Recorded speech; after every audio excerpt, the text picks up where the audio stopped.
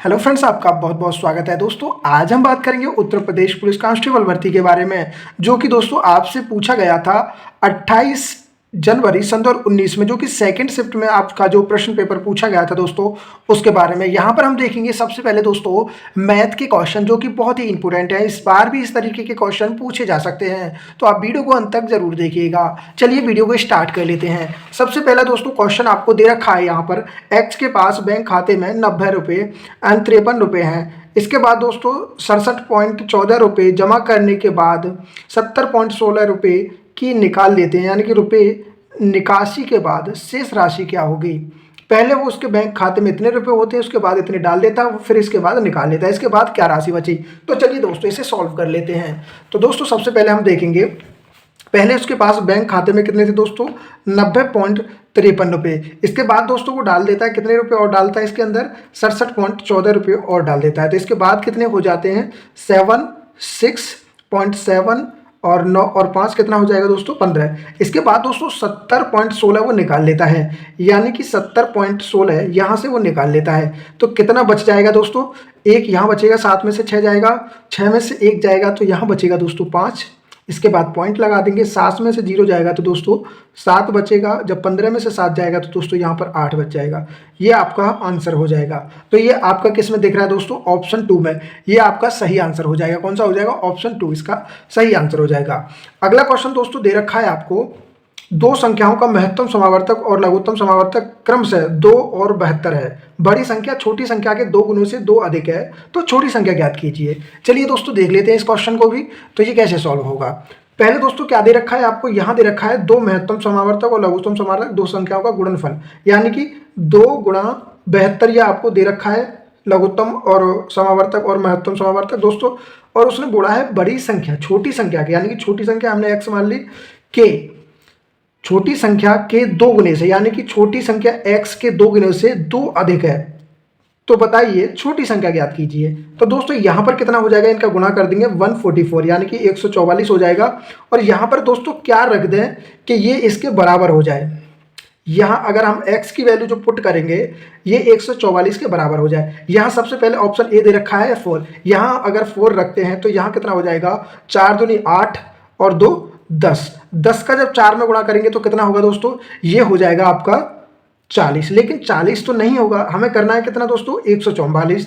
तो चलिए हम तीसरा ऑप्शन, यानी कि ऑप्शन 3 यहाँ पर 8 रख के देख लेते हैं। चलिए देखिए, यहाँ जब x की जगह हम 8 रखेंगे तो यहाँ 8 दूनी कितना हो जाएगा दोस्तों, 16 और प्लस 2। तो दोस्तों 8 गुणा यहाँ 8 और 2 कितना हो जाएगा, 18, सॉरी 16 और 2 18 हो जाएगा। जब 18 का 8 में गुणा करेंगे तो 144 इसका सही आंसर आ जाएगा। ये आपका राइट आंसर है। तो दोस्तों x में हम क्या पुट करें, यानी कि 8 इसका सही आंसर हो जाएगा। तो कौन सा ऑप्शन सी, ऑप्शन 3 इसका सही आंसर है। अगला प्रश्न देख लेते हैं दोस्तों। आपसे ये प्रश्न भी पिछली बार पूछा गया था सन 2019 में, तो चलिए दोस्तों इसे भी देख लेते हैं।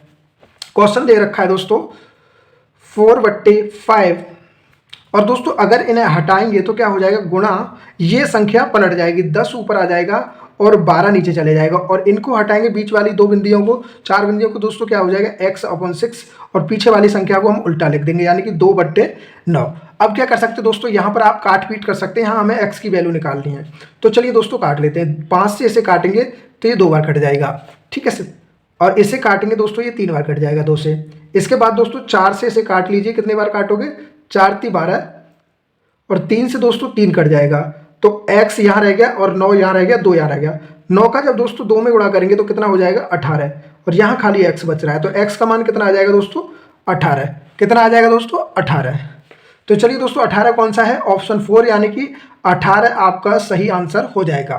तो इसी प्रकार से ये क्वेश्चन आपके किए जाते हैं।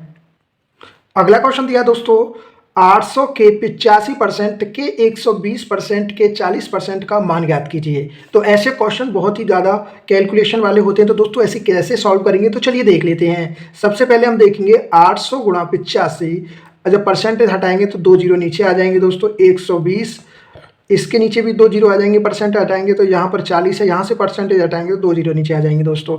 यहाँ 2 जीरो से हम 2 जीरो काट देंगे, यहाँ 2 जीरो से 2 जीरो काट देंगे। जब दोस्तों 5 से इसे 85 को काटेंगे तो 17 बार कट जाएगा, और 100 को काटेंगे 5 से तो 20 बार कट जाएगा। जब 4 से दोस्तों 20 को काटेंगे तो ये 5 बार कट जाएगा। और जब दोस्तों हम अब क्या करेंगे दोस्तों, 12 अट्ठे कितना हो जाएगा आपका, ये हो जाएगा 96, कितना हो जाएगा 96, और दोस्तों यहाँ 17 आ जाएगा, और बट्टे कितना आएगा 5 आ जाएगा। दोस्तों इन्हें जब काटेंगे आप, तो काटने के बाद आपको दोस्तों कितना प्राप्त हो जाएगा, 326.4। आप इसे कैलकुलेट करके देख लेना। तो इस तरीके से इसे आप सॉल्व कर सकते हैं। चलिए अगला प्रश्न देख लेते हैं। अगला प्रश्न दे रखा है दोस्तों 43, यदि एक वस्तु को 300 रुपये में खरीदी जाए और उस पर 50 रुपये मरम्मत के रूप में खर्च कर दिए जाएं, इसके बाद दोस्तों अंकित मूल्य पर 20% लाभ में बेचा जाना चाहिए, जो कि लागत मूल्य से कितना अधिक है, 10% अधिक है। तो अभिष्ट विक्रय मूल्य ज्ञात कीजिए। तो दोस्तों हम देख लेते हैं 43। सबसे पहले उसने क्या दिया दोस्तों, 300 रुपये की कोई चीज़ है, कोई चीज़ खरीदी है, उसने उसकी मरम्मत में कितने और लगा दिए दोस्तों, 50 रुपये। तो टोटल उसका खर्चा कितना आ गया, 350 रुपये उसका टोटल खर्चा आ गया। उसने कहा है अंकित मूल्य पर 20% लाभ पर बेचा जाना चाहिए, जो कि लागत मूल्य से कितना अधिक है दोस्तों, लागत मूल्य से कितना अधिक है, 10%। लागत मूल्य हमारी इतनी होगी दोस्तों, उससे कितना अधिक है, 10%, यानी कि 110। इसे हम काट लेंगे। या तो देखो दोस्तों यहाँ 0 से 0, यहाँ 0 से 0, इसका गुणा करेंगे तो कितना हो जाएगा दोस्तों 5, और ये दोस्तों 33, 3 का इसमें गुणा करेंगे दोस्तों तो कितना हो जाएगा 33, यानी कि 38। ये 385 हो गया। इसके बाद दोस्तों ये हमारा कितना निकल आया, 385। अंकित मूल्य कितना आ गया, 385 रुपया, लेकिन वो हमें पड़ा कितने में दोस्तों, 350 रुपये में। उसने कहा है कि अंकित मूल्य पर 20% लाभ पर बेचता है। तो अंकित मूल्य पर 20% लाभ, यानी कि अंकित मूल्य पर कितना परसेंट का लाभ है दोस्तों, 20% के लाभ पर बेचा जाता है। तो ये हो जाएगा दोस्तों 120/100। 0 से 0 कट जाएगी दोस्तों, 2 से हम इसे काट लेंगे, ये दोस्तों 5 बार कट जाएगा, और ये कट जाएगा 6 बार। इसे हम इसे काट लेंगे दोस्तों, ये कट जाएगा 5 एकम 5, और 5 दूनी 10, 5 सत्ते दोस्तों 35, और यहाँ 3 आ जाएगा, तो 5 सत्ते फिर से 35। दोस्तों जब इनका इसमें गुणा करेंगे तो ये आ जाएगा 7 छिंग 42 का 2, हाथ से लगा 4, 7 छिंग 42, 43, 44, 45, 46, कितना हो जाएगा दोस्तों 46। तो ये इसका आंसर आ जाएगा। तो ऑप्शन सी यानी कि 3 इसका सही आंसर हो जाएगा। अगला प्रश्न देख लेते हैं दोस्तों, जैसे कि प्रभावित एकल समतुल्य प्रतिशत छूट क्या है जब दो लगातार आपको छूट दे दी जाए। तो चलिए समतुल्य बट्टा वाले प्रश्नों को किस तरीके से हल कर सकते हैं देख लेते हैं। दोस्तों जब आपको लगातार 2 छूट दी जाती हैं तो ऐसे प्रश्नों को आप सिंपल तरीके से सॉल्व कर सकते हैं। इसके लिए आपको क्या करना है दोस्तों, x + y - के xy/100 इसका एक फॉर्मूला होता है। तो चलिए दोस्तों रख लेते हैं, पहले 20 रख लेंगे, और यहाँ पर 10 जो कि आपको दे रखा है, यहाँ पर 20 × 10/100। दोस्तों ये दोनों 0 से 2 0 कट जाएंगे, यहाँ हो जाएगा 30, और ये आ जाएगा -2। तो कितने हो जाएगा दोस्तों, यहाँ पर हो जाएगा 28% आपका लगातार छूट देने के बाद जो एकल समतुल्य बट्टा जो निकला दोस्तों, ये निकला आपका। तो ऑप्शन 2 इसका सही आंसर हो जाएगा। दोस्तों अगला प्रश्न देख लेते हैं। अगला प्रश्न दे रखा है दोस्तों, ब्याज दर ज्ञात कीजिए जब 1000 रुपये के मूलधन पर 5% की अवधि में साधारण ब्याज 440 रुपये प्राप्त होती है, तो ब्याज दर ज्ञात कीजिए। तो दोस्तों आप जानते ही होंगे कि साधारण ब्याज का फॉर्मूला क्या होता है। तो SI बराबर कितना होता है दोस्तों, दर, यानी कि दर कितना दे रखा है, आपको पूछा है आपसे, दर हमसे पूछा है, समय दे रखा है दोस्तों, और आपका मूल्य भी दे रखा है। तो मूल्य भी दे रखा है दोस्तों, बट्टे 100 हो जाता है इसका फॉर्मूला। ऐसा ही दोस्तों ब्याज, साधारण ब्याज कितना दे रखा है, 440 दे रखा है। रेट पूछा है दोस्तों, समय दे रखा है 5 वर्ष, और मूलधन दे रखा है, कितना दे रखा है दोस्तों 1000, और बट्टे हो जाएगा 100। 2 0 से 2 0 कट जाएंगे दोस्तों, यहाँ 1 0 से 1 0 कट जाएगी, और इसके बाद दोस्तों क्या हो जाएगा, ये नीचे जाएगा 40 के, तो 44/5, 5 से जब काटेंगे 8 × 45 दोस्तों।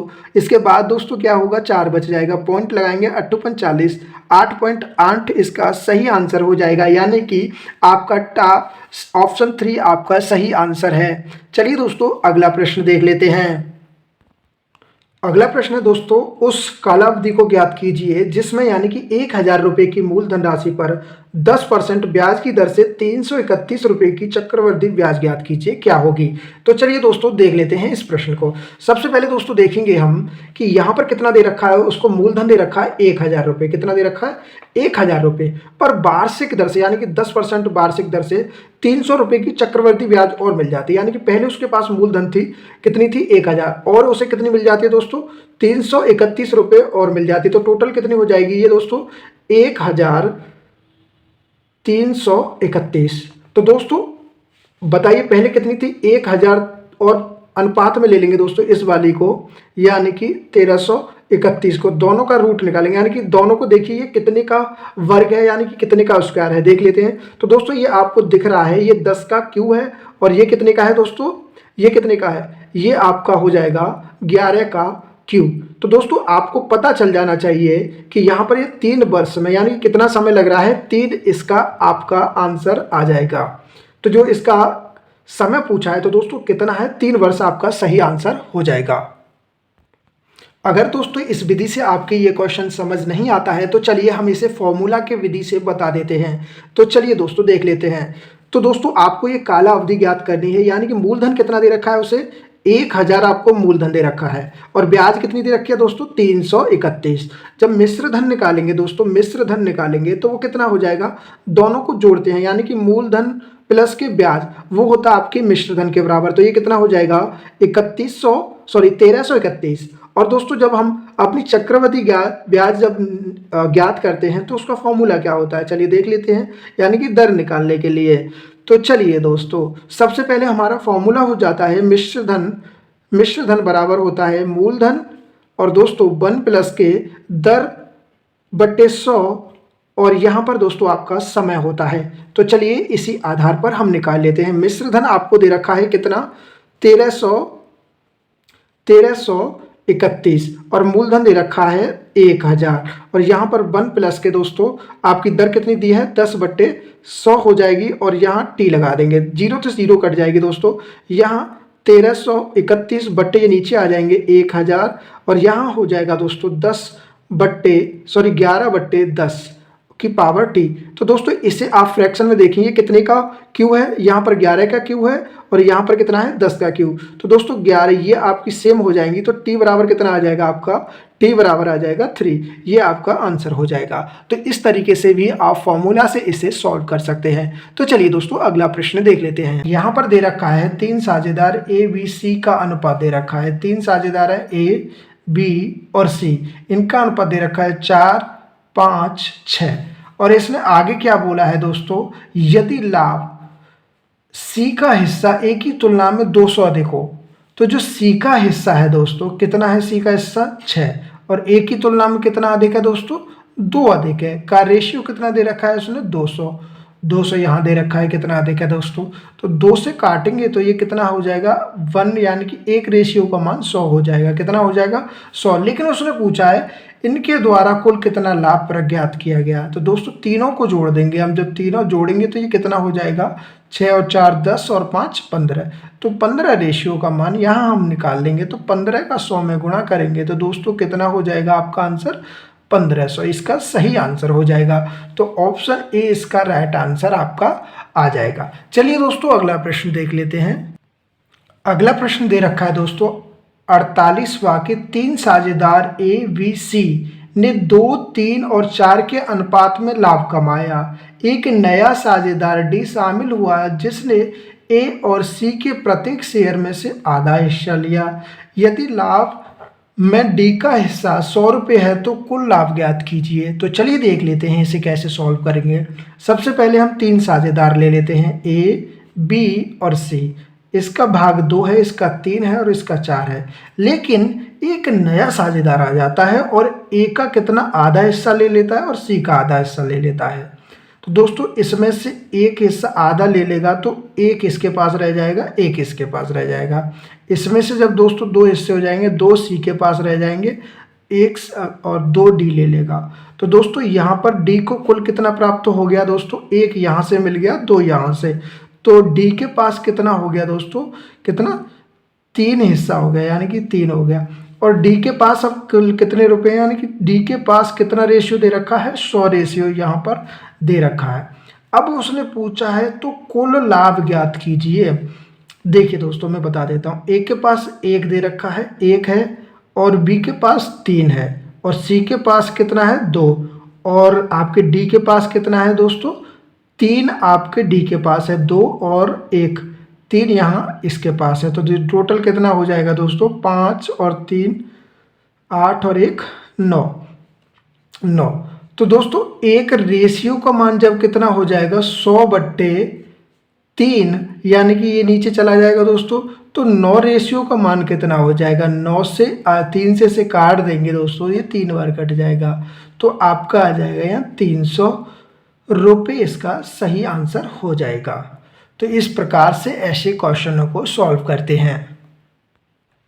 अगला प्रश्न है दोस्तों, एक खुदरा विक्रेता 10 रुपये की दर से 7 वस्तुओं और 11 रुपये की दर से 9 वस्तुओं और 15 रुपये की दर से 14 वस्तुएं खरीदता है। प्रति बिक्री मूल्य ज्ञात कीजिए यदि माना जाता है कि औसत लागत मूल्य 20% लाभ होना चाहिए, यानी कि औसत जो लागत मूल्य पर 20% लाभ हमें ज्ञात करना है। तो चलिए दोस्तों देख लेते हैं। सबसे पहले क्या देखेंगे दोस्तों, 10 रुपये की दर से कितनी वस्तुएं खरीदी, उसने 10 रुपये की दर से 7 वस्तुएं, तो इनका कितना हो जाएगा, 10 का जब गुणा करेंगे 7 से तो दोस्तों कितना हो जाएगा 70।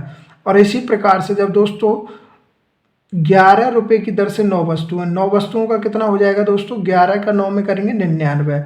जब दोस्तों हम 14 का 15 में करेंगे, यानी कि 14 वस्तुओं का कितना हो जाएगा दोस्तों, 14 वस्तुओं का हो जाएगा 210, यानी कि 14 गुणा 15 करेंगे तो 210 आ जाएगा। टोटल कितना हो जाएगा दोस्तों, इन्हें हम जोड़ लेंगे, 9 आ जाएगा यहाँ पर, 9 और 1 10 और 7 17 का 7 हासिल लगा 1 और 2 और 1 3, ये आ जाएगा आपका यहाँ पर दोस्तों।